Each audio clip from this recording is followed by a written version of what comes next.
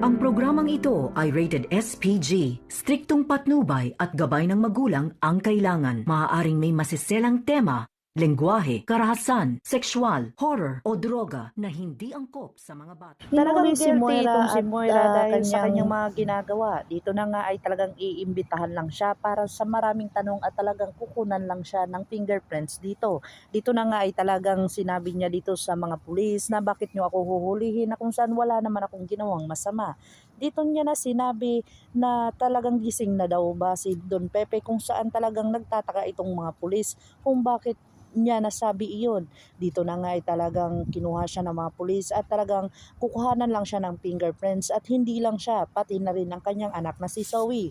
Dito na nga talaga takot na takot itong si Zoe dahil sa talagang positibo ito na magkakaugnay dito sa fingerprints ng mga medical kit na kung saan talagang kamay ni Zoe ang nandun at talagang dugo ni Zoe ang pinagagamitan na kung saan talagang inoperahan siya nito ni Dr. Carlos Benetes. Dito na nga matutukoy ang tunay na katauhan ni Zoe na kung saan talagang porsigido itong si Dr. RJ Tanyag Gisela at si Annalyn na mahuli ang gumawa nito kay Don Pepe, lalong-lalo na ngayon na naging positibo itong si Don Pepe na mabuhay.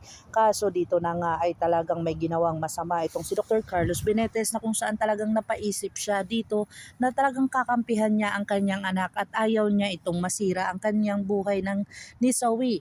Lalong-lalo na sa lahat ng mga sinasabi ni Zoe dito na kung saan talagang nag-udyok kay Dr. Carlos Benetes na gumawa na naman ng masama at talagang tatlo na sila ni Moira ang may mastermind sa lahat ng mga pangyayari dito kay Don Pepe. Dito na nga ipinagtataka ni Annalyn ang lahat ng mga nangyayari na kung saan nakitaan nila ng magandang sign itong si Don Pepe, kung saan agad-agad naman itong nagka-cardiac arrest. Dito na talaga obserbahan ni Annalyn ang mga pangyayari na kung saan talagang dinapuan talaga itong si Dr. RJ Tanyag ng isang paru-paro na kung saan parang nagpapaalam na itong si Don Pepe.